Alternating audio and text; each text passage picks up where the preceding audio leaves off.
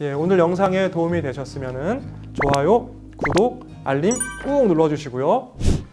예, 안녕하세요. 서울회생법원 파산관제인 배정호 변호사라고 합니다. 오늘 여러분에게 말씀드릴 내용은 채권자 송달 및 주소 보정이라는 내용인데요. 일단 말부터 어렵죠. 이게 채권자 송달이 무엇이고 주소 보정이 무엇인가 여러분에게 좀 상세히 말씀드리고, 이게 채무자분들이 굉장히 고생하시는 사실은 문제예요. 그래서 이 부분을 좀 명쾌하게 좀 말씀드려야 되겠다라는 생각이 들어서 오늘 좀 영상을 만들었는데요. 일단은 채권자 송달이 무엇이냐라는 건, 채권자는 개인 도산 절차에서 본인이 가지고 있는 채권을 일부나 또는 전부를 변제받지 못하는 불리한 지위에 있죠. 그렇기 때문에 법에서 정해준 개인회생인 경우엔 변제 계획안이라거나 아니면은 개인 파산 면책 결정에 있어서는 파산 결정, 이렇게 중요한 문건들은 채권자가 일단은 우편으로 받아야 돼요. 받아서 법에서 정해져 있는 이 신청을 하든 그 절차에 참여를 해가지고 그 절차에 반영을 시켜야 될 기회를 부여해야 되거든요. 그래서 채권자 송달이라는 건 뭐냐면, 쉽게 말씀드리면 채권자에게 굉장히 중요한 법원의 결정이 꼭 우편으로 가야 된다는 거예요. 그래야지 어떤 자기 얘기를 할 거 아닙니까? 이 사람은 실제 개인회생 신청했지만 무슨 거짓말이다, 어디 뭐 자식이나 아니면은 일가 친척 명의로 재산을 다 숨겨놓고 있다, 뭐 이런 이야기를 사실 법원에 할 수 있어야 된단 말이에요. 그래서 이런 도산 절차가 진행되고 있다는 사실을 채권자들에게 꼭 알려야 된다. 그래서 이제 그게 우편으로 가야 된다는 뜻을 채권자 송달이라고 합니다. 굉장히 어렵죠. 어려운 말입니다. 주소 보정은 무엇이냐? 채권자에게 송달이 안 돼요, 이런 결정문이. 그런 경우에 어떻게 할 것이냐? 이거는 사실은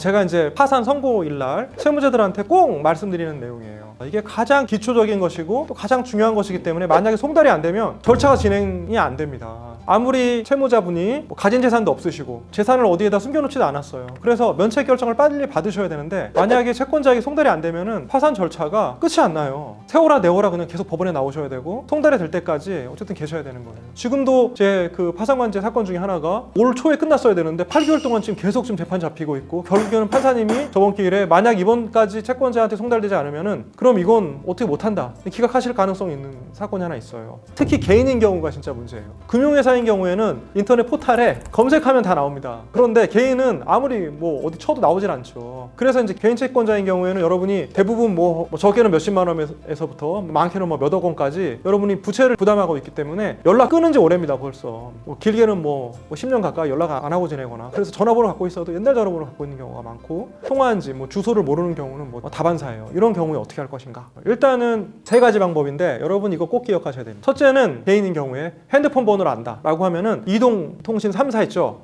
빵빵빵빵빵빵 이렇게 세 개가 있어요. 근데 그 세 군데에 사실조회를 보낼 수가 있습니다. 이 핸드폰 번호를 옛날 것도 상관없어요. 이 번호를 사용한 사람의 가입자의 성명과 주소, 주민번호를 가르쳐 달라라는 신청서, 사실조회 신청서를 법원에 내셔야 됩니다. 꼭 내셔야 돼요. 이 뭐 양식도 다 아까 말씀드린 포털 빵빵빵이나 아니면은 구글 이런 데 찾아보시면 다 있어요. 그러니까 양식을 다운 받으셔서 신청하시면 되고, 사실 이런 일들을 채무자 대리인, 그러니까 법무사님이나 변호사님들이 하셔야 되는 거예요. 이제 요청을 일단 하시고, 요청을 하시면 대부분의 시정 대리인분들 이 절차를 밟아주실 거예요. 근데 이제 문제가 뭐냐? 채권자 명의로 가입하지 않았을 가능성도 있어요. 뭐 자녀 명의나 아니면 법인을 갖고 있다면은 법인 명의로 가입한 경우에는 그 채권자의 인적사항을 확인할 수 있는 방법이 없죠. 그런 경우에는 어떻게 하느냐? 보통 돈을 주고받을 때 계좌를 사용하잖아요. 그러면 그 사람 계좌를 갖고 있는 그 은행에 제출명령 신청을 하면 됩니다. 그 사람의 주민번호를 알면 더 쉽겠죠. 인적사항을 요청하는 신청서를 아까 말씀드린 것처럼 금융자료 제출명령 신청이나 이러든 문서 제출명령 신청을 법원에 신청서를 내셔야 됩니다. 그러면 법원에서 채택이 되어서 은행이든 뭐 카드사에 어쨌든 그게 결정문이 가요. 결정문이 가면은 그 금융회사에서는 법원의 결정이기 때문에 따라야 되겠죠. 그래서 인적사항을 잘 정리해서 법원에 제출하게 됩니다. 그러면은 뭐 주소지를 알 수 있어요. 그런데 그런 경우에도 만약에 다른 사람 명의 계좌에서 돈을 받았다거나, 내가 돈을 일부 갚았는데 뭐 자녀 명의로 명의 계좌에 돈을 갚았다거나, 그러면 또 모르는 경우가 있죠. 확인할 수 있는 방법이 없는 경우가 있습니다. 그런 경우엔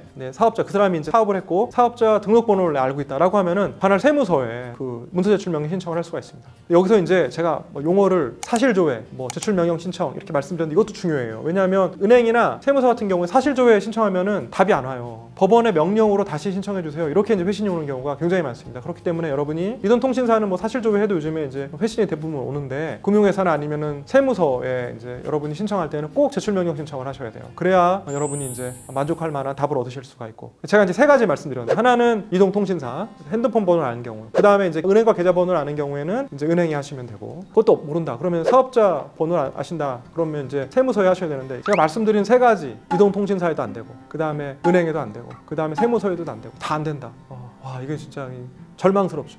그런 경우까지 가면 진짜 많은 분들이 절망스러워하시고, 그런 경우에는 여러분이 이제 신청 대리인한테 어떻게 요청하시냐면은 이렇게 말씀드리면 돼요.